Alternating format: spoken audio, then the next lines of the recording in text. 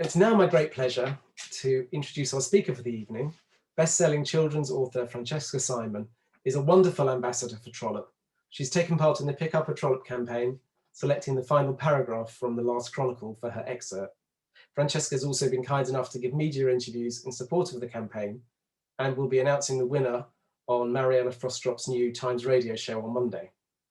This evening, Francesca is here to talk to us about Anthony and me. Let me just make sure you're on. Just take you off mute.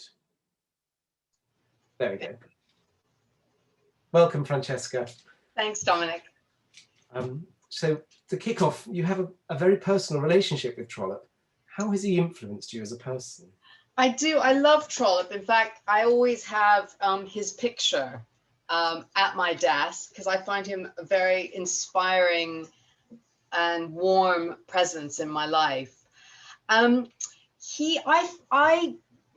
first met Anthony. We are on first name terms, as I'm sure he's on first name terms with many of you. I met Anthony in the late 70s when I came to Oxford to do a second degree in Older Middle English. And I was staying with some family friends, and they mentioned that they thought their house had inspired the small house at Allington. And I'd never heard of Trollope or this house, but I thought, well, I must try to read this guy.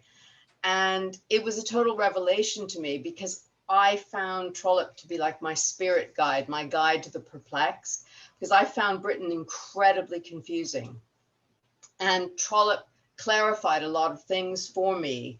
I couldn't understand the class system. It made no sense to me. I also couldn't understand, for example, my family were immigrants to America, and it was a kind of point of pride that, for example, my uncles had worked my grandmother left school at 12, and my uncles worked in a factory, and their children were teachers and writers. And this was a point of pride. And yet when I told people this, I could just see them slightly tense up, and I couldn't understand that normally that in Britain, for a lot of people, if you have, family who work in factories and have a very working class background, that this would be something they would want to hush up.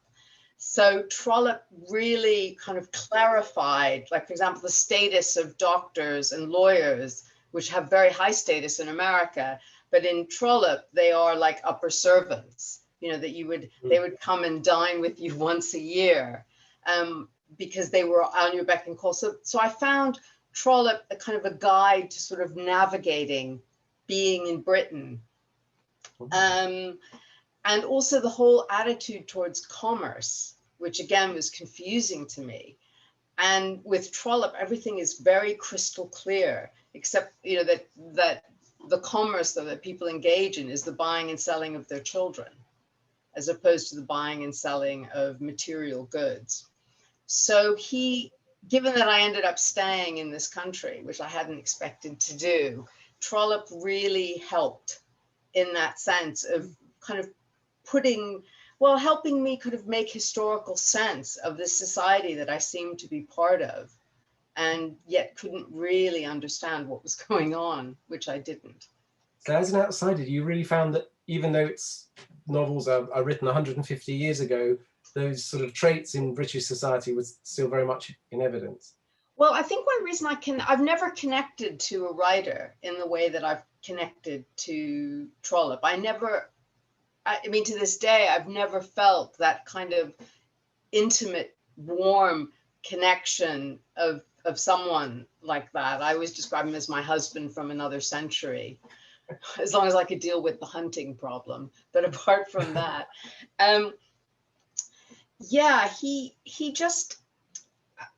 I very much responded to the fact that he was such an outsider, even though he was kind of in and out. In terms of his family, and the sort of strangeness that he must have felt having his mother be the support of the family. And also, when I came to England, I really had no money. And in fact, I was remembering today, a friend of mine at Oxford took me aside and asked me if I could please stop talking all the time about how much things cost. Because apparently I hadn't realized it, but I was so obsessed with, I had so little money and was trying to stretch it. And that's apparently all I talked about, was how much everything cost. So Trollope is, of course, very interested in money. Yes, very So yeah, and I felt that kind of kinship with him, that there was like this real understanding of how I was living and what I was going through, and kind of noting every single thing I spent and just how tight money was. Yeah, very Trollopian. One Yeah. of the things, and another aspect of Trollope is that he often lets us in on his character's internal thinking. Ellen, who I mentioned earlier, talks about being inside his characters, inside characters and outside characters. And by letting us inside, we're sort of party to their decision-making process. And is that something that you identify with? Well, I think it's one of Trollope's massive strengths, that he's very alert to how hard it is to make a decision, the way people go back and forth. And I think that's very true to life, except it's quite hard to capture. But I always think of the scene in the American Senator, where Lord, I always forget his name, Lord Rufford, who is just adamant that there is no way he's going to be tricked into marriage with Arabella Trefoil. And he's absolutely adamant. And then he has these moments where he's thinking, well, maybe, should I marry her? Maybe it wouldn't be so bad. She'd let me smoke my cigar. I could go hunting. I've got to marry someone. Would it be so terrible? And that kind of indecisiveness, the only person I think who captures it as well is Tolstoy, who was a big fan of Trollope's. Because I think a lot of the novels aren't plot driven so much as character driven, but also the decision making, how people actually decide what it is they're going to do and not do, is just extraordinary. And the way he lets his characters live, they kind of live and breathe. And he allows them this three-dimensional life. Even his comedy characters, you just feel that at any moment they could break out from whatever restraint that they had. So yeah, I think he's a marvel about decisions and how decisions are made. And personally, I'm quite indecisive. I'm married to someone very decisive, and I've never really understood that, because I find it very hard to make decisions. Then when I make them, I always kind of go back on them and regret them and re-examine them. So I feel quite Trollopian in that sense of that it is hard sometimes to make big decisions and not be aware of all the different pathways.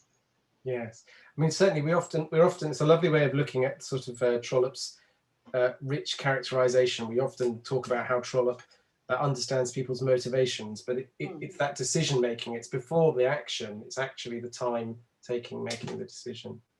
Yeah. You mentioned marriage, and Trollope, of course, is a master of the marriage market. So, do you think that Trollope's portrayal of the marriage market is relevant to us today? I think it could not be more relevant, because it's kind of laid out there for you about like who you can marry, what's the best you can do. And he's got this real clarity on it. And one of the things I realized with Trollope, when I started reading him, I was in my early 20s, then carrying on reading him, was this kind of stunning revelation that your choices don't necessarily get better as you get older. They actually can get worse.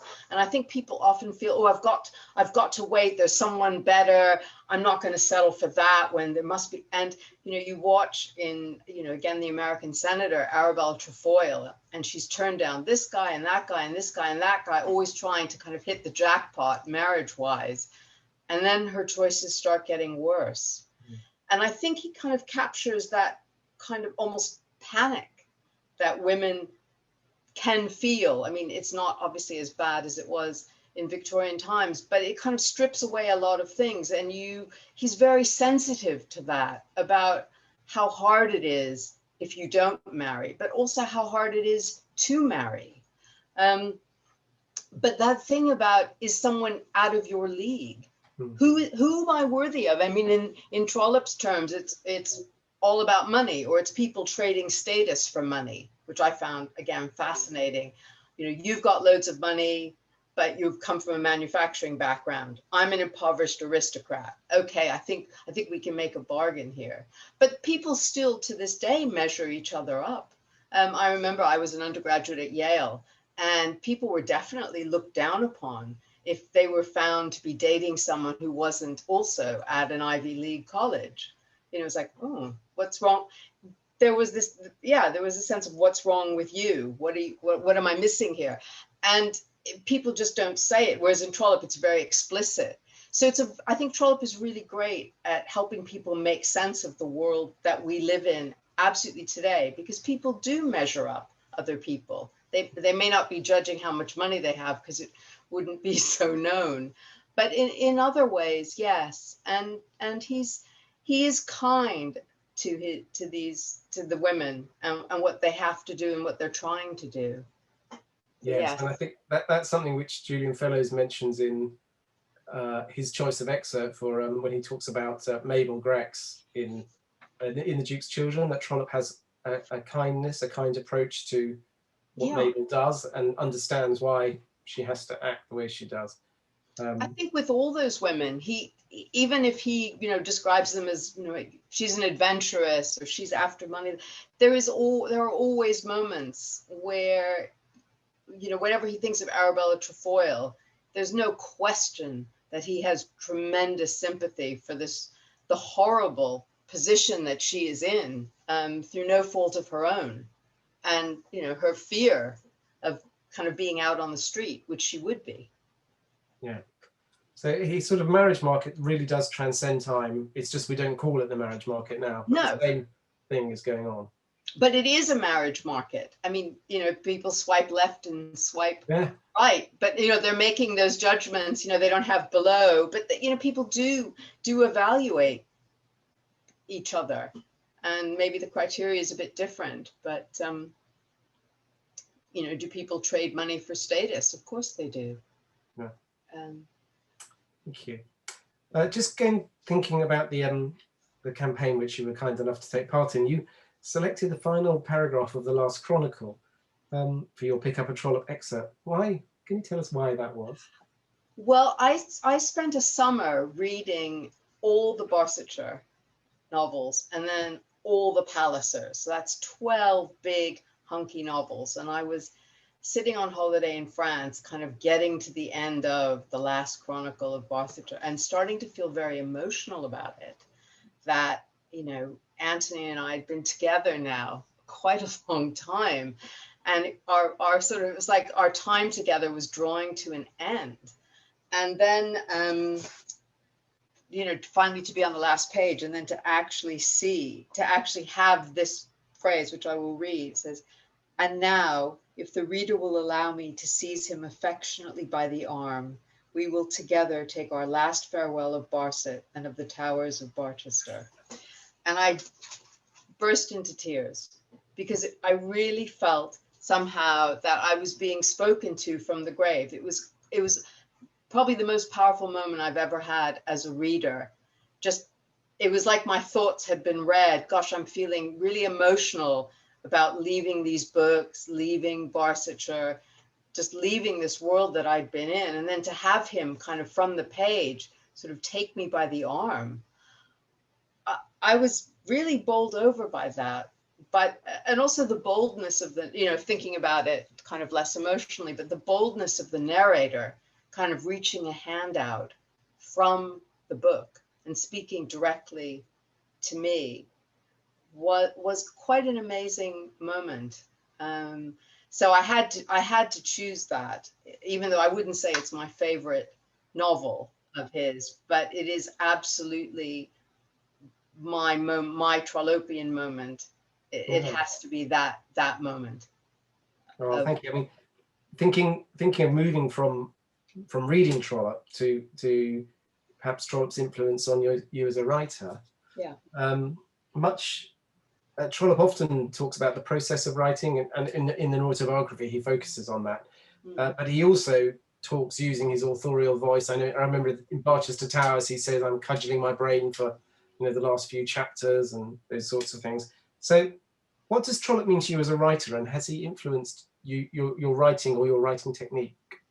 Well, his probably most profound influence on me is his attitude to writing, because my father is a screenwriter and a playwright, and I grew up in a household in California. And basically, you know, my father, it was sacrosanct. You couldn't bother him. My father had zero responsibilities other than to write. And so I thought that's what writing was. You kind of were in this little citadel and you waited for inspiration. And it was this hard process. And when I discovered that Trollope, far from waiting for some kind of muse to come down, could not have been more down to earth, practical.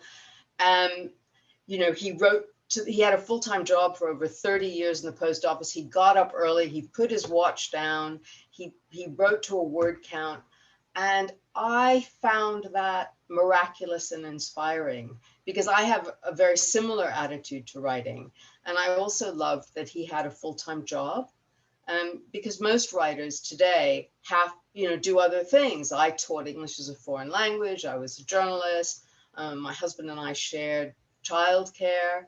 So I was kind of fitting in writing around all these other things, exactly as Trollope did. And he just made it so matter of fact. And I just thought that was I know that people have sneered at Trollope for that. And to me, it was completely the reverse. I couldn't have idolized him more for writing 250 words every 15 minutes, which is a ton of words. I don't know how he did that. I love that he, you know, could write anywhere. I know, you know, the Jacqueline Wilson can write on trains, but Trollope just wrote everywhere. So this very matter of fact, this is a job. I think he said, yes, it would not be more absurd if the shoemaker were to wait for inspiration. I thought, yes, writing is like making shoes. You just sit down. I never believed in writer's block ever. Sometimes you have trouble, you know, sometimes it's difficult, but there's always a solution eventually. But that you just sat down and did it, I found fantastic. And that was a revelation to me.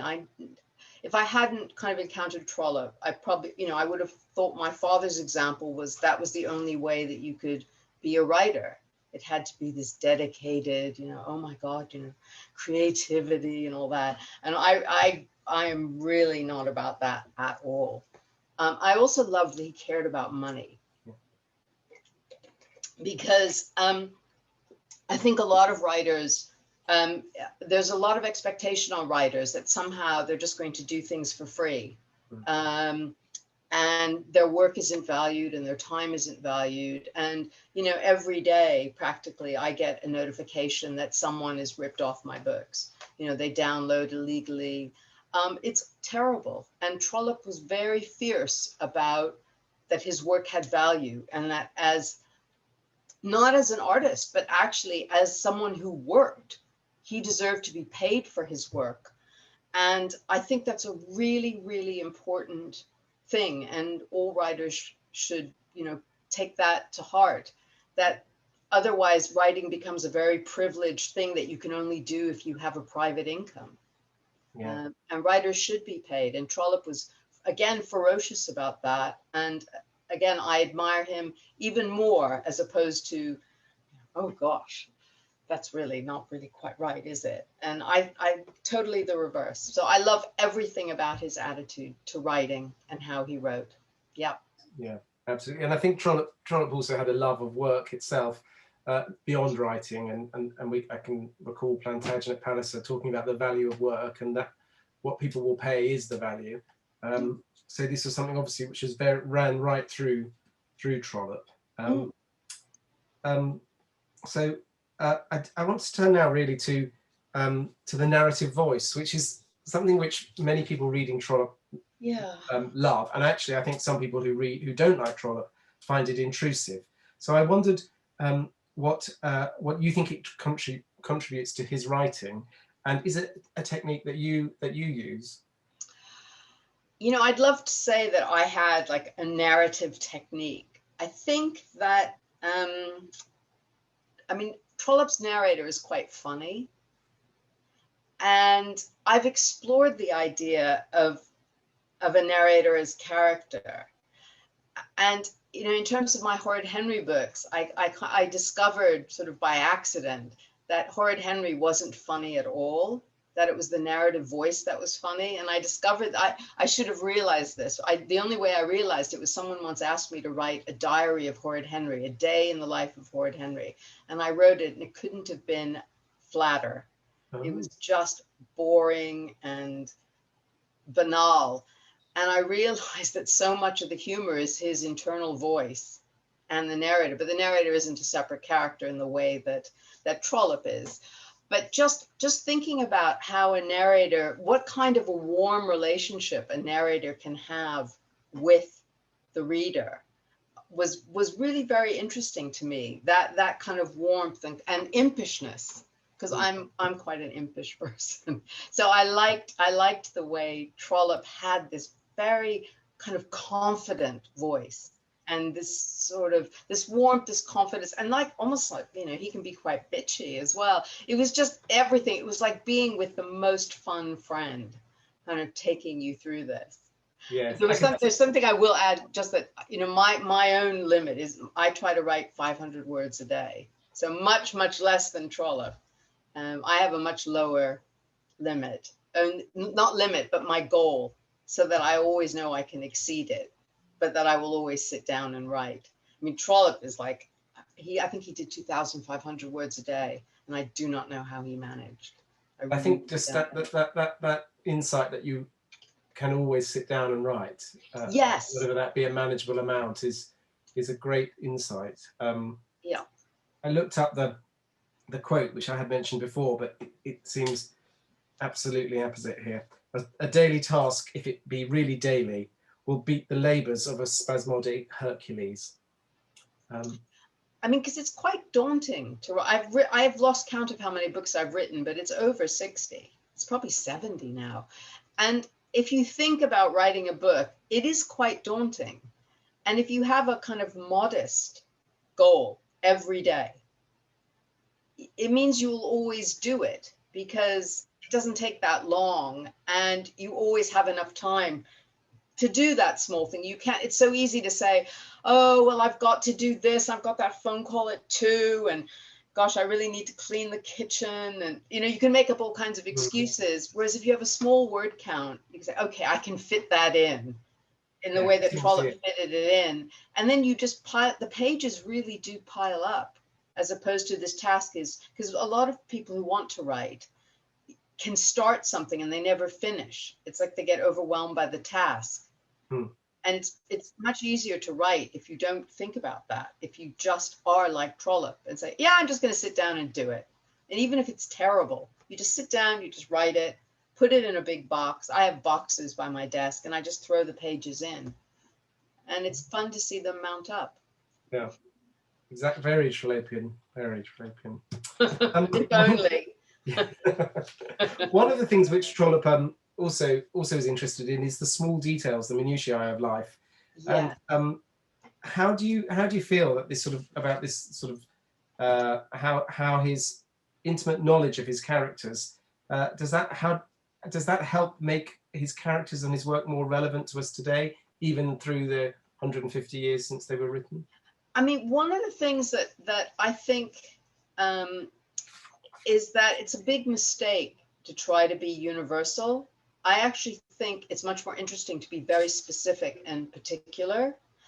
And Trollope is, I mean, far more, I have to say, than I am, but he's unbelievably alert to what people are wearing and describing them and having this apt description. I mean, one of my favorites is in Miss Mackenzie, when, you know, Miss Mackenzie, the dried up spinster of 35, gets some money and decides that she wants to live it up and goes to Bath, and it then gets 3 suitors. But one of her suitors has bright yellow kid gloves, which I've always thought was the most fantastic detail, because it tells her that he's not quite right class-wise, because no gentleman would really wear bright yellow kid gloves. So it's a fantastic detail. And just Trollope has an eye for clothes and for hair and teeth, That's the other thing. He's very obsessed by Victoria Glendinnings's wonderful biography. She talks about that in the preface, about why Trollope was so obsessed with teeth. I think it was to do with, he was letting you know if someone had false teeth or not, which I would have missed. Yeah. So he's really good on that kind of detail, which again is a clue for you and the characters. I don't think I'm that great at description. I think I'm better than I think I am, but I tend to like doing dialogue more than describing people. I describe people very lightly, partly because I write for children, and children really get bored with long descriptions. And there'd have to be a very specific reason, but I admire Trollope's precision.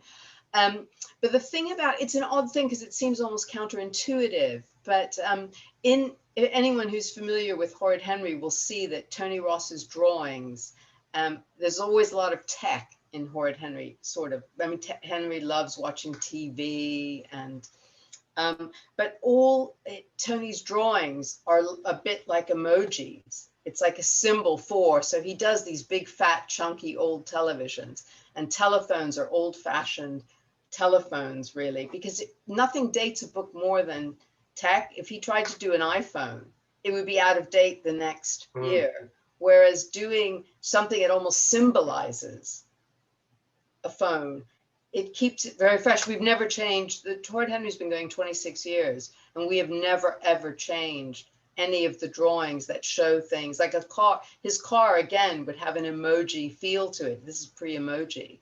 So I think that, you know, we can extrapolate from the particular, like when we were talking about earlier about marriage. Obviously, marriage is different now than it was in Trollope's time, but the issues are the same. And by being, again, very, very specific about exactly what was happening, it clarifies things for us in our own lives, almost the difference. So I'm a big fan of not trying to be everything to everybody. I mean, Horrid Henry is really popular all over the world with people of the most diverse backgrounds. And I've never hidden the fact that Horrid Henry is like a middle-class British kid. I mean, that is what he is. And he's got a traditional family, but there's something very universal about that fight to the death with your brother, and sibling rivalry, and parents wanting you to do things. I mean, someone described it as like Cain and Abel. But you know, you hit on these kind of universal aspects, and it doesn't actually matter where someone is from or what their background is. People can relate to those really fundamental issues in the way that we can relate to Trollope and his characters, even if we're not bishops. Yes, I think that's a wonderful thing about Trollope, that we can relate to his characters, and he often provides a guide to living. He also, you know, he has a lot to teach about behaviour and choices, and choosing to be good, choosing to do the right or the wrong thing. So there's a moral dimension running through, which also transcends time. There is, and that also he's very aware of how hard it is to live, and the struggles that people have, the financial struggles that people have to live. A lot of books just kind of, or television programs kind of gloss over that. Remember in Friends, when people had these vague jobs in these enormous apartments in Manhattan, you know, how are they living? That would so not be Trollope. Trollope would be right in there with everybody struggling. And so I think he's very aware of the struggles that people have, both to maintain their position in society, but also just how to survive. And you feel it coming from the book, because he really experienced that, about how hard it is to live the way that you want to live, you know, to be in any way aspirational, but even also just day-to-day survival. He's very aware of. Absolutely. Well, thank you. What I'm going to do now is I'm going to stop the record once I can find the button. There we go. So we should get another little